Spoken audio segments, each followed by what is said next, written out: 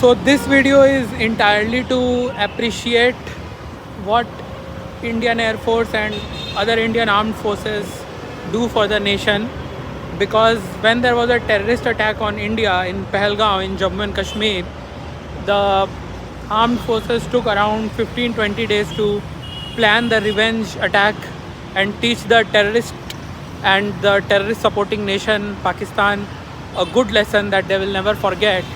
And once all the planning was done and all the groundwork and homework was done, we struck the terrorist camps, and then they retaliated, or at least they tried to retaliate, and then we suppressed all their attacks, their air bases. We neutralized their entire air force. We suppressed their entire air defense and brought them to knees and forced them to surrender within 3 days. Right?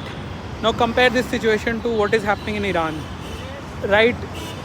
We even had to decimate the command and control center of Pakistan. Indian Air Force basically decimated the entire nuclear command and control center so that they couldn't reciprocate with a nuclear attack. Can't even imagine about that. And now comparing this situation to Iran, America is a much more powerful military and economy than India, and Iran is a much weaker state than Pakistan. But how much time it is taking, just look at how much time it is taking for America to kind of decimate Iran. And Iran is having a very high moral right now, and they are ready to fight back.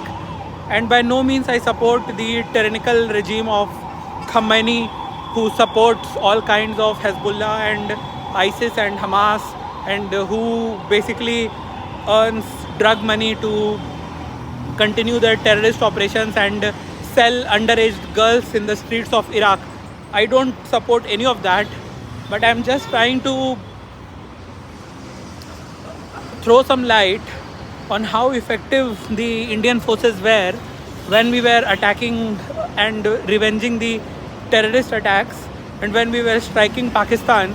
We brought a much powerful nuclear state which has got top-notch technologies from America as well as China to its knees in 3 days. So just a big salute to all the entrepreneurs, all the hustlers, all the resilient people, our armed forces, our diplomatic forces, and our leadership to take revenge of Pahalgam attack in such an effective way. So thank you.